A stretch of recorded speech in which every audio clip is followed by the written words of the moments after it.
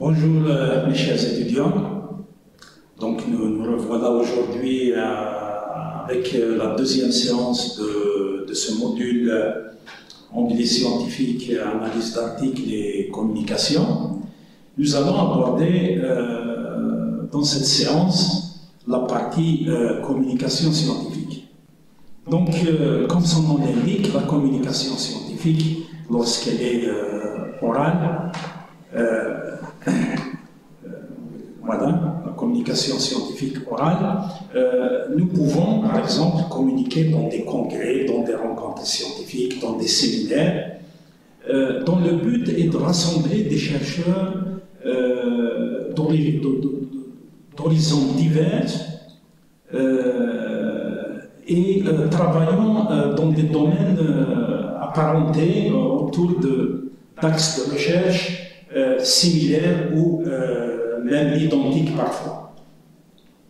Donc ces rencontres permettent à des chercheurs éloignés de se rencontrer, de s'échanger des idées, de communiquer leurs résultats et d'échanger des points de vue et éventuellement de collaborer par la suite sur des axes de recherche bien définis.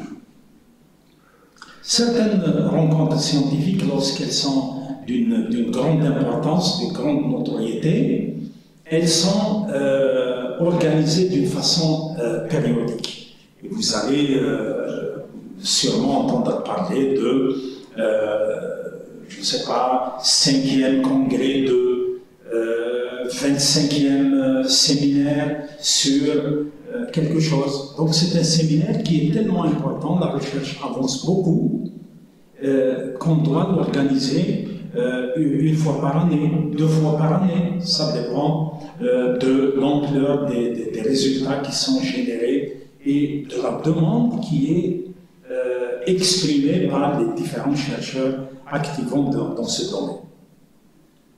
Nous avons les réunions. Les réunions, elles peuvent être à caractère formel ou à caractère informel. On peut les organiser tous les jours, on peut les organiser 2 fois par semaine, l'une au début, l'autre à la fin, ou tout simplement 1 fois par semaine entre les chercheurs activant dans le même domaine et qui émargent éventuellement dans le même laboratoire. Ces réunions sont importantes parce qu'elles permettent de faire l'état des lieux de la recherche dans le même groupe. On se voit par exemple dimanche matin au premier jour pour fixer les objectifs de la semaine, pour donner des directives, pour donner des orientations de ce qui doit être fait pendant la semaine.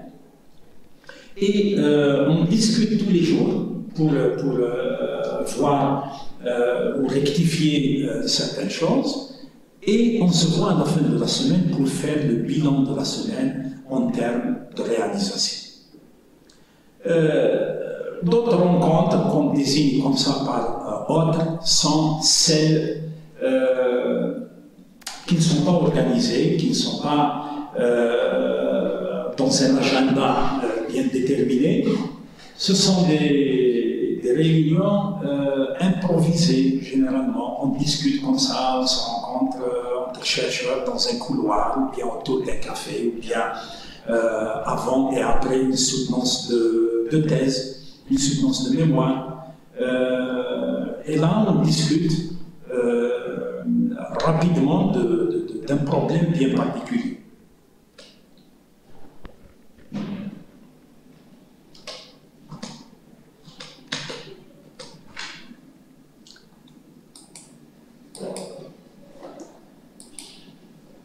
Je ne sais pas pourquoi ça n'avance pas.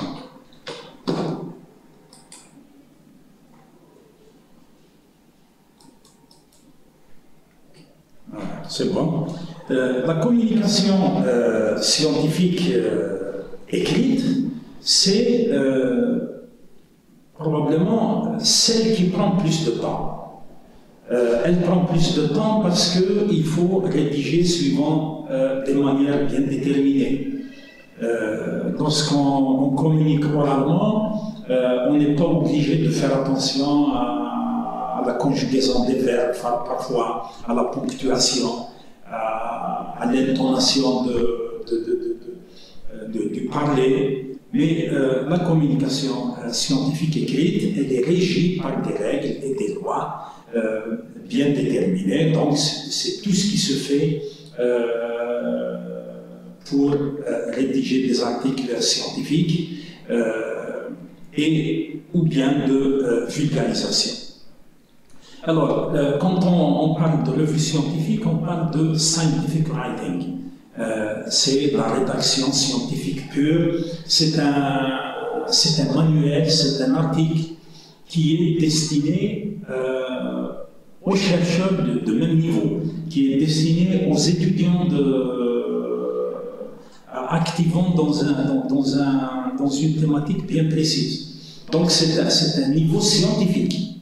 Alors que writing about science, c'est rédiger quelque chose, écrire pour la communauté en général, c'est dans le but de vulgariser, c'est dans le but de rendre la science avec un langage plus accessible à la population générale. Dans un premier temps, nous allons évoquer les revues scientifiques. Donc il s'agit d'une publication à parution régulière avec un nom et code, c'est-à-dire ce qu'on a vu par exemple dans la séance précédente, Journal of quelque chose, Industrial Crops and Products, Journal of Integrative Medicine, Nature, Science, tout ça, ce sont des revues scientifiques de renommée. Les articles qui paraissent dans ces revues sont des articles qui ont été évalués par des chercheurs aussi de renommée. Ce sont eux qui donnent un avis sur l'article et non pas l'éditeur de la revue. L'éditeur de la revue, il est là pour donner la décision finale lorsque les scientifiques ont analysé scientifiquement le contenu de l'article. Nous avons des manuscrits internes, c'est des correspondances, des communications internes aux chercheurs du même labo, par exemple. Ou bien, même quand ils appartiennent à des entités de recherche différentes, généralement, ils sont liés par une convention, ils sont liés par une collaboration. Donc, ils peuvent communiquer entre eux. Nous avons aussi les ouvrages scientifiques. Dans ce cas, c'est un chapitre de livre, c'est un livre tout entier, et ce sont des ouvrages spécialisés. Par exemple, un ouvrage spécialisé sur la glycémie, par exemple, le glucose, la biochimie du glucose. Il est destiné aussi bien aux chercheurs, aux enseignants, qu'aux étudiants. Et c'est là que l'enseignant, par exemple, puise des idées pour améliorer son cours, pour diversifier son cours.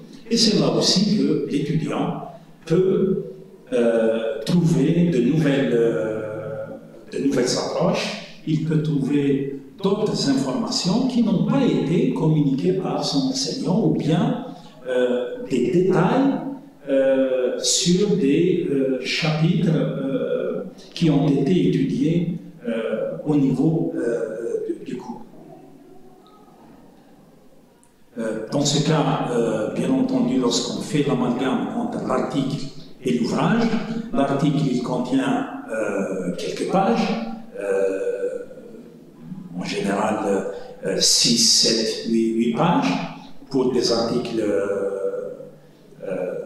scientifiques, pour des articles originaux, et ils peuvent contenir une dizaine, une douzaine ou un peu plus pour ce qui est des articles de revue.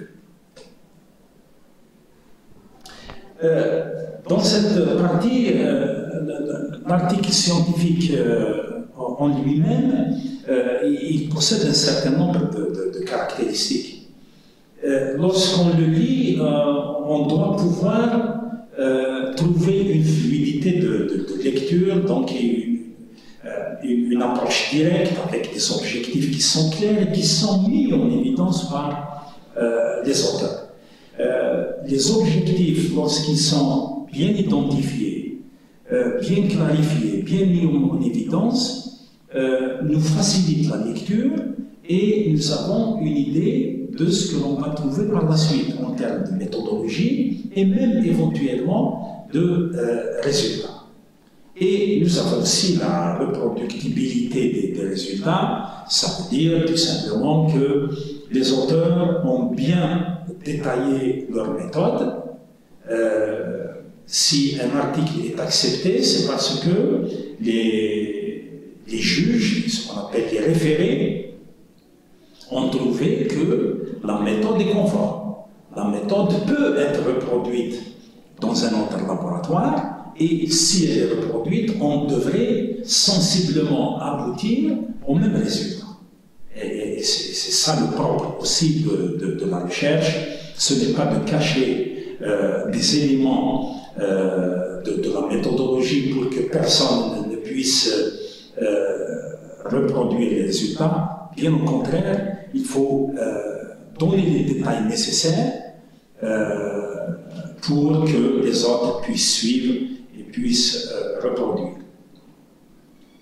Le temps utilisé dans la rédaction est très important. Lorsqu'on évoque par exemple la partie matériel et méthode et l'introduction, ce sont des choses qui se sont déroulées bien avant. Donc, on conjugue au passé. La description des manipulations, par exemple, et l'énoncé des résultats obtenus, doit se faire au passé simple. C'est-à-dire montrer que c'est quelque chose qui a été déjà réalisé et les résultats ont été analysés et trouvés. Lorsque on utilise le présent, c'est pour aujourd'hui, c'est pour indiquer des affirmations d'aujourd'hui par rapport à celle d'hier. Il nous arrive parfois d'utiliser le futur et le conditionnel. Le conditionnel, on l'utilise généralement lorsqu'on a envie de spéculer un petit peu. La spéculation, elle n'est pas interdite.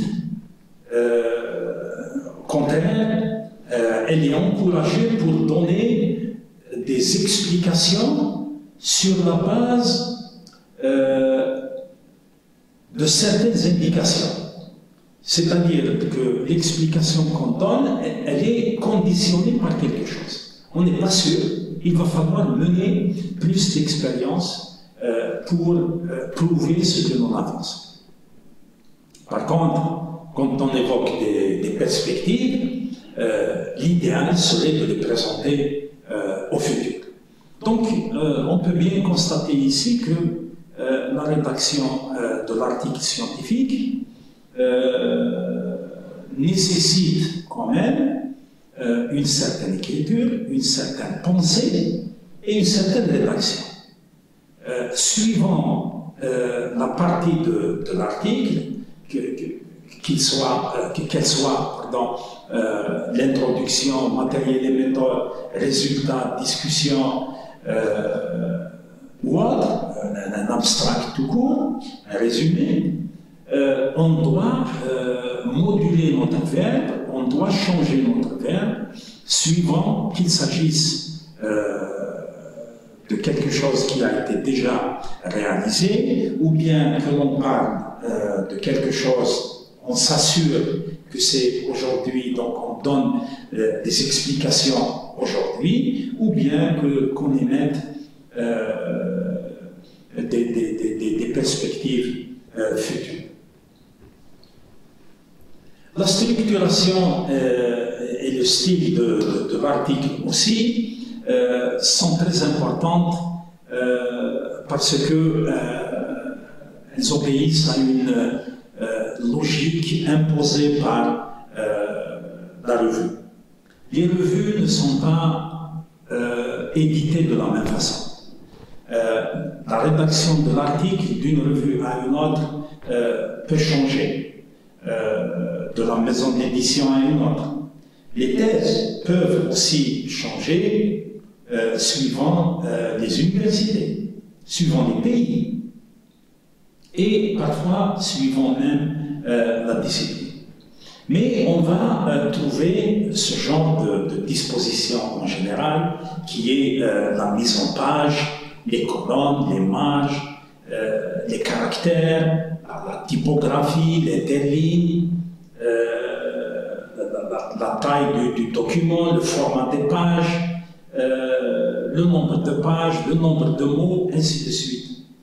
Toutes ces indications révèlent de l'autorité de la revue, si on rédige un article scientifique.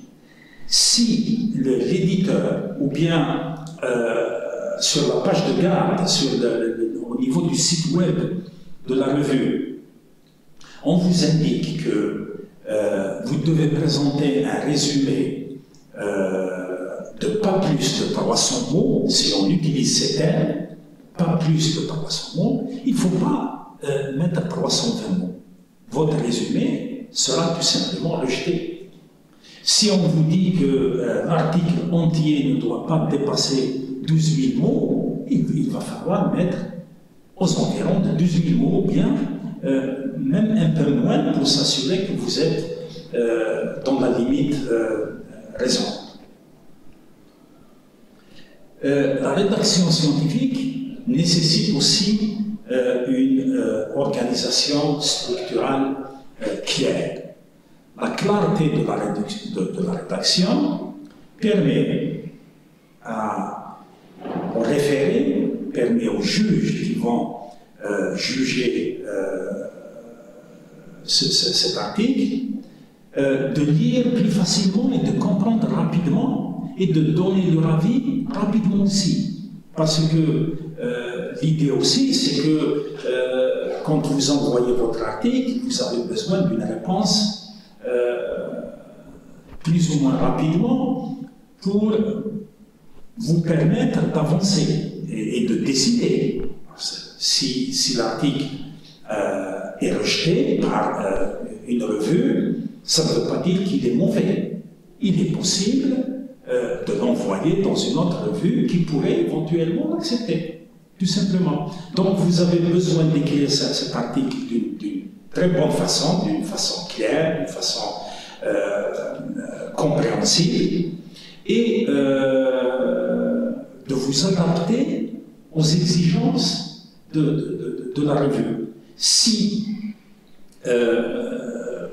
vous avez un article rédigé suivant les exigences de la revue A, vous ne pouvez pas l'envoyer à la revue B. Il va falloir le revoir suivant les exigences de la deuxième revue.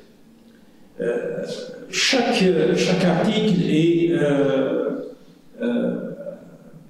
structuré ou standardisé même suivant un certain nombre de parties. J'ai mis ici le système IMRAD, introduction, matériel et méthode, résultats et discussion, results and discussion. Alors, dans ce système, qui est globalement utilisé par un certain nombre de revues, on commence par une introduction. En deuxième lieu, on définit et on détaille le matériel et les méthodes utilisées. Par la suite, les résultats et la discussion. Alors, dans certains cas, on nous demande les résultats seuls et la discussion seule, mais dans la majorité des cas maintenant, les résultats et la discussion sont mélangés. Ils sont mélangés parce qu'on a trouvé qu'il y a des redondances parfois.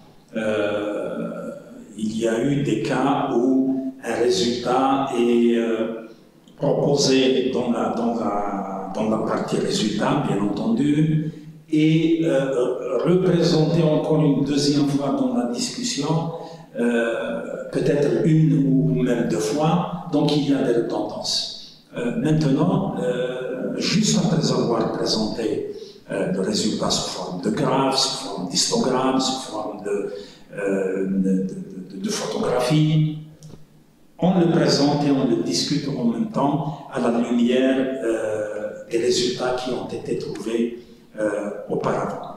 Mais il faut savoir aussi que cette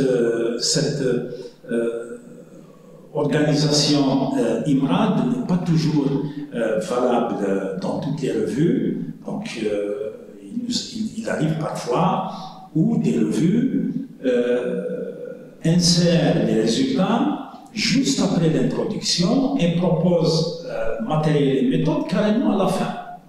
Donc, ça dépend de la revue. En tout état de cause, nous devons, dans notre intérêt, à nous devons présenter l'article comme souhaité par la revue elle-même ou l'éditeur.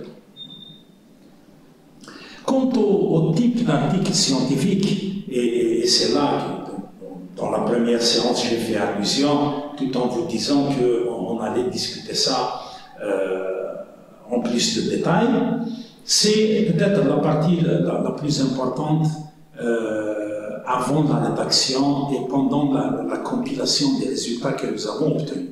Nous avons un article de recherche qu'on appelle en anglais research paper. On l'appelle aussi full-length paper. On l'appelle aussi original paper. On l'appelle original paper parce que les résultats sont originaux. On a travaillé au laboratoire, on a mené des expériences et on a trouvé des résultats. Si on fait bien les choses, si on cadre bien sa recherche, les résultats sont originaux. Ça veut dire que ce type de résultat n'a jamais été publié auparavant. Et c'est pour cela qu'il va être publié, ou bien il va être appelé un article de recherche, ou bien research paper, ou full-length paper. Donc il y a des résultats originaux, et cette originalité fait en sorte que l'article a des chances d'être accepté. C'est parce qu'il est original, c'est parce que les résultats sont originaux, c'est parce que les résultats n'ont pas été encore publiés et ils ne sont pas connus de la communauté scientifique. En général, encore une fois, un nombre de mots est imposé suivant le type de la revue. Et dans ce cas, en général, la structuration est celle qu'on a évoquée tout à l'heure, à savoir, après l'abstract, il y a une introduction, matériel et méthode, résultats et discussion, et une conclusion. Il y a aussi toujours une partie de la bibliographie, c'est-à-dire présenter l'ensemble des articles que nous avons utilisés dans la rédaction de cet article, y compris ceux qu'on a utilisés pour la partie introductive. Il y a aussi d'autres appendices secondaires. Parfois, on nous demande d'adjoindre des abréviations. Nous devons aussi mettre une partie de remerciements, ce qu'on appelle en anglais acknowledgements. On remercie les personnes qui ont intervenu pour financer, par exemple, les institutions, que ce soit des personnes ou des institutions qui ont financé la recherche. On remercie les personnes qui nous ont aidés, par exemple, sans pour autant mettre leur nom dans l'article. On les remercie parce qu'ils ont apporté une lecture critique. Ils ont interprété un petit résultat. Donc, ils n'ont pas travaillé suffisamment pour qu'on mette leur nom dans l'article, mais il va falloir quand même leur rendre hommage à travers des remerciements. La deuxième catégorie est un article de synthèse, review paper. Un article de synthèse ou review paper est un article qui n'est pas original, qui représente une synthèse bibliographique autour d'une thématique bien définie, bien stricte. Le résultat final peut être considéré original en termes de proposition, en termes de conclusion, mais les résultats ne sont pas originaux.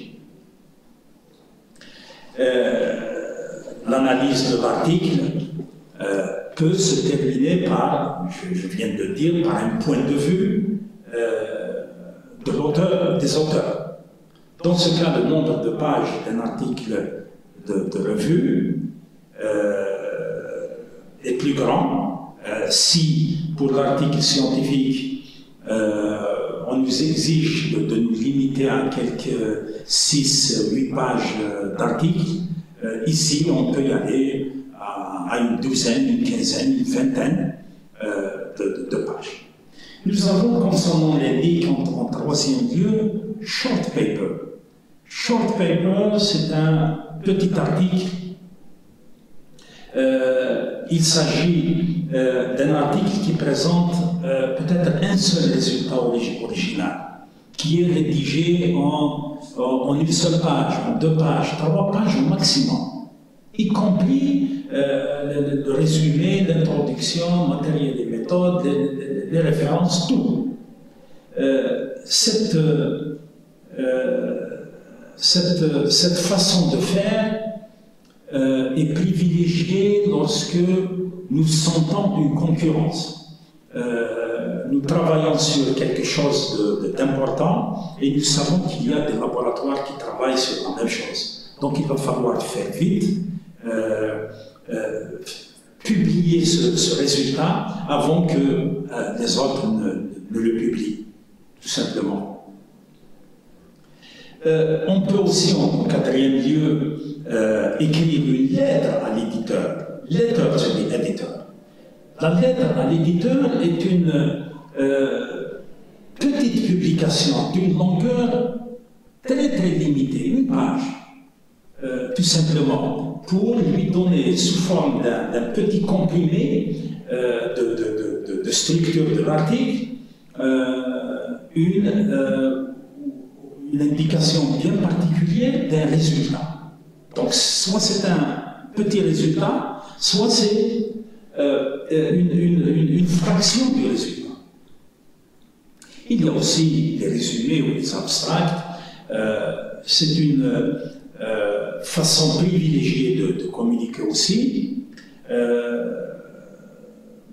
Alors, on prend des petites portions de chaque article, de chaque partie de l'article, et on confectionne un abstract, donc une ligne ou 2 lignes de l'introduction avec l'idée culminante, l'objet de la recherche, la méthodologie la plus représentative sous forme comprimée.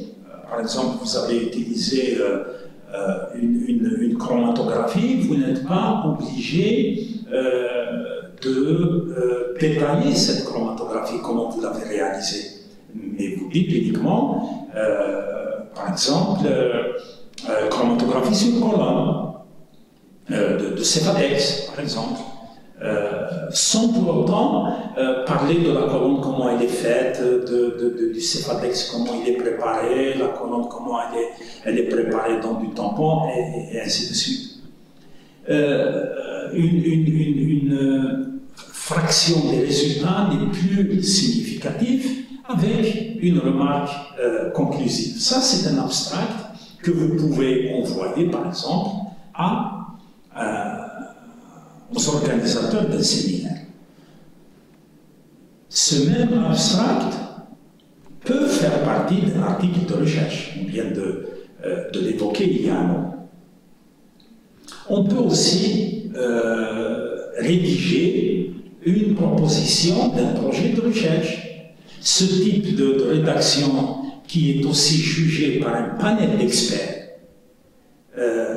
est extrêmement importante parce que il faut juger, il faut donner des justifications du travail à entreprendre, il faut donner l'ensemble des méthodes préconisées pour mener à bien ce travail, il faut énumérer des hypothèses que vous recherchez, que vous projetez, et même les résultats attendus.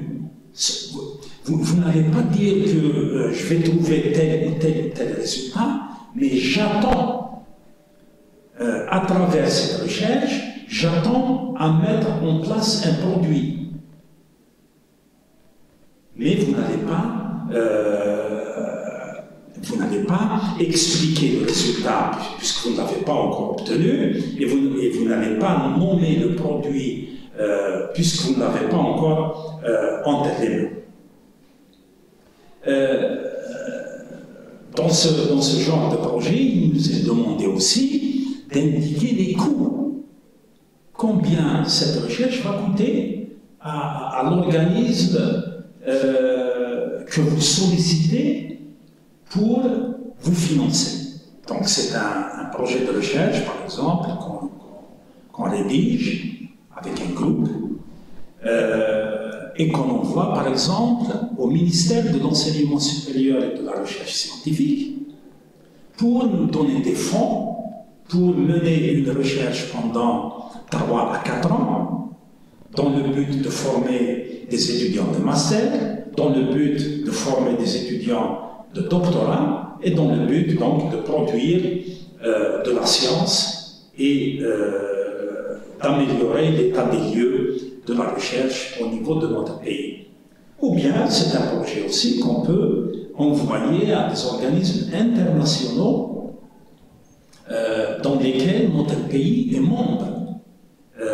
Donc il y a des financements, ça veut dire qu'il y a plusieurs pays qui financent un fonds, y compris donc notre pays s'il fait partie, ça veut dire que l'Algérie a donné sa part de financement aussi.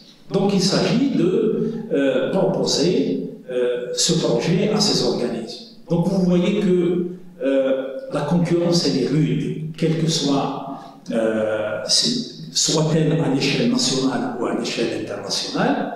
Il y a beaucoup de demandeurs de finances, d'argent, donc notre projet doit être bien pensé, il doit être bien rédigé, il doit contenir des objectifs clairs et il doit aussi énumérer les coûts partie par partie. Cette partie va coûter tant, cette partie va coûter tant, ainsi de suite, jusqu'à mettre sur place ce projet. Nous avons aussi, et en dernier lieu, et non moins important, les cahiers de laboratoire ou bien les rapports de laboratoire.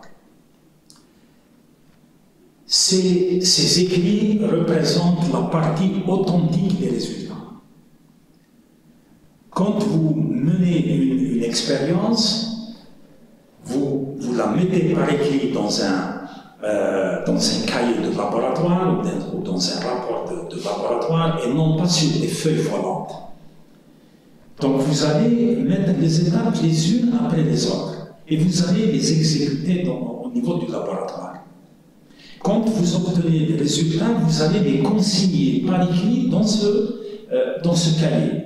S'il s'agit par exemple d'une impression que vous faites à partir d'une imprimante liée à un spectrophotomètre par exemple, vous allez devoir coller ou bien agrafer cette feuille imprimée sur la feuille du cahier de laboratoire pour qu'elle reste comme preuve vivante de votre résultat ou bien de vos résultats. Ce qu'il faut savoir aussi, c'est que ces cahiers sont la propriété du laboratoire et non pas du chercheur.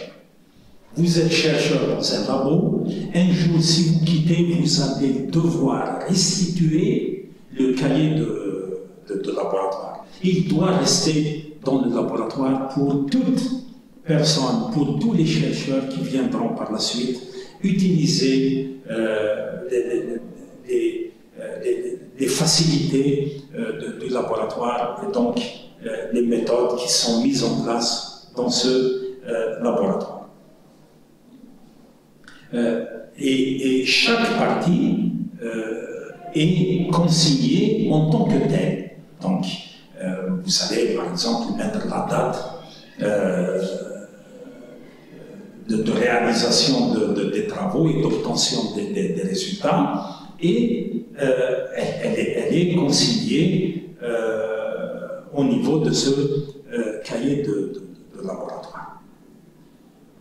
Voilà, j'arrive au terme de cette séance consacrée à la rédaction scientifique, dans laquelle j'ai souhaité vous donner un certain nombre d'indications de l'intérêt de la communication scientifique orale ou écrite, plutôt de la rédaction scientifique orale ou écrite, la manière de rédiger suivant les exigences des maisons d'édition ou bien des éditeurs d'ouvrages et d'articles scientifiques, mais aussi et surtout des différents écrits scientifiques que nous avions énumérés vers la fin de cette intervention, notamment quand il s'agit d'articles scientifiques originaux